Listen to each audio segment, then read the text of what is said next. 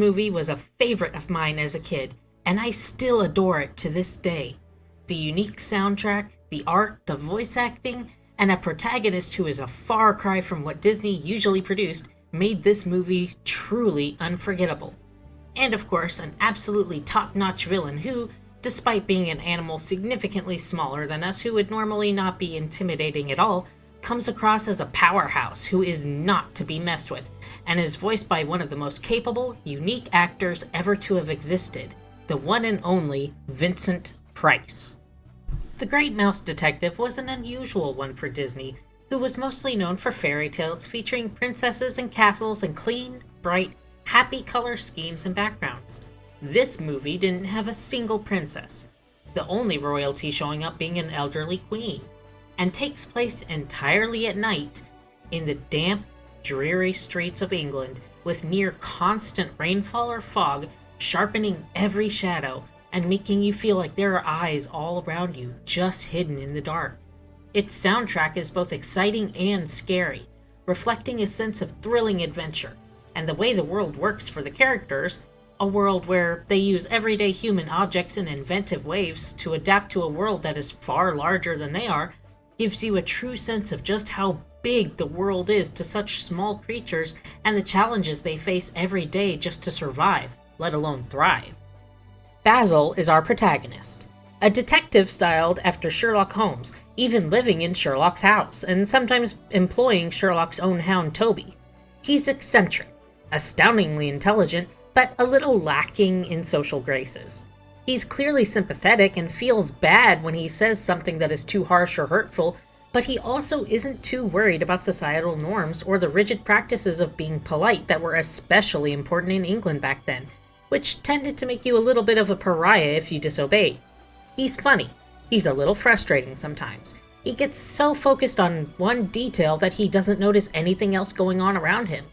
He's excellent at what he does, but sometimes needs a little help to know how to act around people when he's not literally putting on an act. He is by far one of the most unique protagonists Disney has ever produced. Our other protagonist is Dr. Dawson, an older gentleman come back from military service, who stumbles upon a young girl whose father has been kidnapped and needs help to find Basil. He clearly never intended to get wrapped up in this mess, likely only intending to take her to the proper authorities and leave them to it, but he gets roped into the adventure. Being a military man, even if he was a medic and not a soldier, he squares up his shoulders and does his best to help, even when it puts his life in danger. The catalyst for the story is little Olivia Flangahoo, whatever, who Dr. Dawson finds crying in a boot in the rain.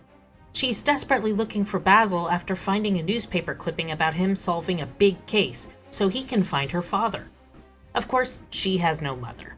Even the Disney movies with more unique writing can't get away from the dead mom trope, and Dr. Dawson just can't leave a lost little girl out in the rain, so he accompanies her to Baker Street to find Basil. They meet Basil's much put upon housekeeper? Landlord? She says "my good pillows" when Basil destroys some cushions, so I'd assume the furnishings largely belong to her and that Basil is a tenant, but he seems to boss her around like she's an employee of his.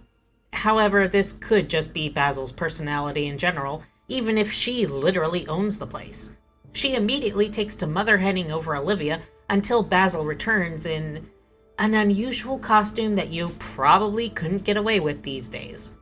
Basil is at first incredibly excited about being certain he's got his greatest enemy within his grasp, but when the clues don't match up perfectly, he instantly drops into a depression, moping away with a violin until Olivia distracts him by telling him that her father was taken by a bat in one of the scariest scenes little kids had ever seen in a movie by that point.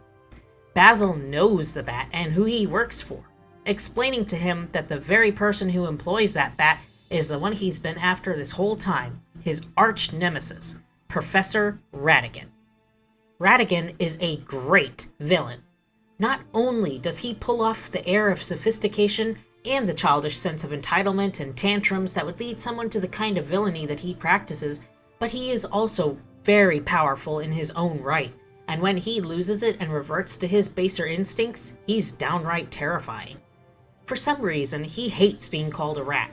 It seems to hint at a sort of rodent racism going on in Old England, as mice are seen as the sophisticated, intelligent, normal people, while rats seem to largely be considered uncouth, stupid brutes. Something that Ratigan clearly strives to be nothing like. Not really how it works in reality, guys. Comparatively speaking, rats are far more intelligent, clean, and can live in communities far more effectively than any species of mouse. Large rats are even being trained for rescue operations and clearing landmines now, as they can fit into crevices and have such a sensitive sense of smell that they can find people trapped under collapsed buildings and are smart enough to be trained to hit a button on their harness when they find someone, creating a signal that lets rescuers know where the person is and exactly at what depth, so they can be dug out safely and brought to medical aid. They can also sniff out the location of landmines without setting them off, as they're too light, and can dig them up to be safely diffused and disposed of. Rats do have a bad reputation as plague spreaders and all that, though, especially in places like England where the fleas they carried wiped out a good third of the population a few times with the Black Plague. So I can understand why in England especially they'd likely be detested. So Ratigan, despite even having rat in his name, would hate being called a rat so much that he straight up killed one of his henchmen who called him one by mistake while drunk. Oh, yeah, this was back when drinking and smoking were shown on the big screen. Usually only the villains did it, and it was sort of proof of how bad they were, but now you couldn't even really get away with that. They even show Basil using a gun at some points. I miss when kids' media had edges to it, not the ridiculously softened, bubble-wrapped cocomelon crap they're stuck with now. Kids' media now mostly treats them like they're morons who can't handle anything that is remotely challenging or may make them ask questions.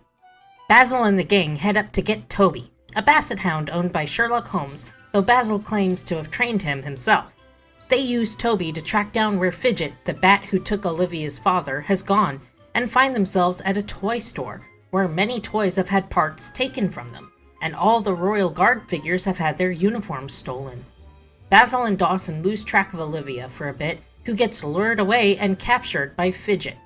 However, using a list that Fidget dropped, Basil is able to track where Fidget was spending a lot of time, a seedy pub on the waterfront, where he and Dawson go in disguise to see if they can follow Fidget back to the hideout where Olivia and her father were taken, and where Ratigan himself would be. This pub is where a scene that was considered truly controversial took place, a song number featuring a white mouse named Miss Kitty in the credits, who puts on a performance that is, well, likely less than child-friendly. In fact, censors nearly scrapped that scene, but Disney was successfully able to argue that nothing inappropriate was happening because she's a mouse, not a human, so her being scantily clad or dancing the way she was isn't inappropriate. Thus, the scene that launched 1,000 furries was released onto the big screen. Basil and Dawson start a bar fight by accident, which gives them the perfect chance to follow Fidget back to the hideout. Unfortunately, Professor Ratigan was ready for them, having planned the whole thing, putting them in a death trap he designed. However, he makes the classic mistake that almost all the villains make. He didn't stick around and watch and make sure his death trap took care of his enemy, instead of leaving to put his big plan into action, letting Basil use his quick wit to escape the trap and free everyone. Ratigan and his men head back to Buckingham Palace to put their big plan into action. Ratigan's men, wearing the stolen Royal Guard uniforms from the toy shop, take out the guards and take their places to trick the Queen, who is celebrating a jubilee for having ruled for 50 years. The reason they'd kidnapped Olivia's father was to have him build a toy copy of the Queen that they intended to use to replace her, letting Ratigan take control as her new royal consort. This is, of course, shocking to the people, especially when he starts listing off a bunch of new rules he intends to put in place, but he claims to be all-powerful now and no one can stand up to him or the laws he wants to make. Hate to be that guy, buddy, and I don't know if it's the same with the mice as it is with the humans, but they do seem to be modeled after the humans, so I'm gonna say that you're not actually passing any of those decrees, my dude. See, the royal family in England doesn't really have anything in the way of actual power. They're more of a marketing gimmick than anything else. A pretty figurehead that can bring in tourists or take the blame when something happens that nobody likes, and makes it easier for the people actually in charge, the parliament, to run things without interference. They don't really make any choices, and haven't for a very, very long time. The monarchy has been nothing but a marketing gimmick since around 1215, when King John agreed to the terms of the Magna Carta and the power of the monarchy was severely limited. And it was only more and more limited since then until now, where the royal family is basically nothing but decorations. You're not going to be accomplishing any of those demands, Professor. Sorry. Basil and the crew are able to break in, stop the guards, save the queen, and free Olivia and her father, revealing Ratigan's deception to everyone and ruining his plans. A brawl starts taking place, and during the confusion, Fidget and Ratigan are able to grab Olivia and use her as a hostage to try and keep the others from following them. A chase ensues, ending atop Big Ben. The way they mixed the 3D animation of the gears and the 2D animation of the characters here was mind-blowing at the time. Here we start to see the veneer of clean sophistication start to peel away, as Ratigan shows more and more of his violent, bestial nature, attacking Basil with everything he has. When Basil gets hit, it sounds like he's really getting hit. You can feel the force behind the blows and just how agonizing it must be. Basil definitely spent some time in the hospital after all of this. They have the classic hanging off a ledge ending, where the villain falls to their off-screen death, and it looks like he took Basil with him. But thanks to his luck and quick thinking, Basil is able to escape and reunite with everyone else. His biggest case closed. His greatest enemy finally defeated for good. Olivia and her father say their goodbyes. Dawson starting to say his goodbyes as well, clearly much to Basil's dismay, but a new case pops up just as he's leaving, Basil quickly jumping in and claiming Dawson as his partner, to which Dawson agrees, and Basil leaps into the case with barely an introduction made, already focused on his next mystery. I think Dawson and Basil make a great pair, and I would have loved to see or read about more adventures they went on, maybe as a TV series based more off the Sherlock Holmes books. Basil is incredibly smart, but lacking in the social skills department, and tends to put people off or say things without thinking, while Dr. Dawson doesn't seem to have the quick mind Basil does. He's plenty smart, but not quite at Basil's level. But he can talk to people and make them feel comfortable and listened to, and draw Basil back when Basil is too hyper-focused on one detail to see the big picture. They play off each other beautifully, and I wish we got to see more of that. It would have been really neat to see other parts of how their world worked as well, using everyday objects in ways we wouldn't think of to adapt to their smaller size in a world that's so much bigger than they are, where people's house pets can be deadly threats. This is a really great movie with an amazing protagonist, a fantastic villain voiced by one of my favorite actors ever. My Halloween tradition is to watch a few of the movies he starred in, including The Bat and House on Haunted Hill. A dark atmosphere so different than pretty much anything else that children were watching at the time, and a theme that you can't help but get excited listening to. It ran into a lot of problems during production, being made at the same time as The Black Cauldron, which was not doing well, and with a lot of people thinking it felt too similar to The Rescuers. The budget got slashed in half partway through production, as they didn't expect it to make great returns, particularly when compared to other projects they were working on. The clock tower fight was largely inspired by an anime film, The Castle of Cagliostro, the feature film debut of the one and only Hayao Miyazaki and part of the Lupin III franchise.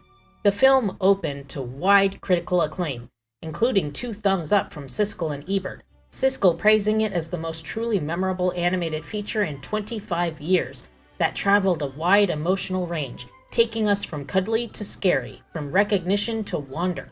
High praise from some of the world's most famous critics. The film made about $50 million at the box office against a $14 million budget during its initial release, and continues to make money even today as it is rented or purchased on various mediums, being an incredibly popular on VHS after its release. Its success after the underperformance of many of Disney's other projects gave the company some much-needed confidence in their animation departments, getting over $13 million more upon re-release. Disney had started giving up on its animation department for feature films after the failure of projects like The Black Cauldron, with Great Mouse Detective showing them that people still love animation. They just needed a good story to go with it, giving them the confidence to keep trying. Many of the classics we know and love today owe it all to Basil of Baker Street. Thank you all for joining me for another one. I'm trying to make a regular upload schedule, but weekly videos may not be possible with additional work responsibilities I'm taking on and life in general right now, so it may be a little while before I get a set schedule going. I'll be doing my best to release at least 2 videos a month. They'll come out early on my Patreon before being released here on YouTube. Be safe out there, be kind to those around you, and I'll see you in the next one.